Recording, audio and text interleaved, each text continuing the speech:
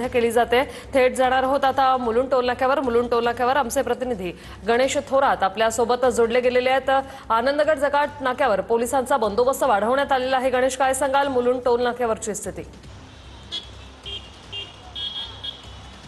ऋषाली, नक्कीच सकाळची वेळ आहे। मुलुंड टोलनाका असेल या आनंदनगर जकात नाका या ठिकाणी मोठ्या संख्येने जे वाहने मुंबईत दाखल होतात। मात्र त्याचबरोबर मनोज जरांगे पाटील यांना आरक्षणाचा पाठिंबा देण्यासाठी अनेक आंदोलक जे आहेत ते विविध भागातून अजून देखील मुंबईकडे जात आहेत, मुंबईमध्ये दाखल होत आहेत। मात्र त्या गाड्या सर्वत्र आता पोलीस जे आहेत ते आनंदनगर जकात नाका या ठिकाणी तपासत आहे आणि या गाडींना जे आहे ते या ठिकाणी थांबवत आहेत। मात्र त्यांना विनंती करून ठाणे रेल्वे स्थानक गाठा असं देखील त्यांना विनंती करत आहे। मात्र अनेक गाड्यांना पोलिसांनी बॅरिकेडिंग करून या ठिकाणी थांबवलेलं आहे।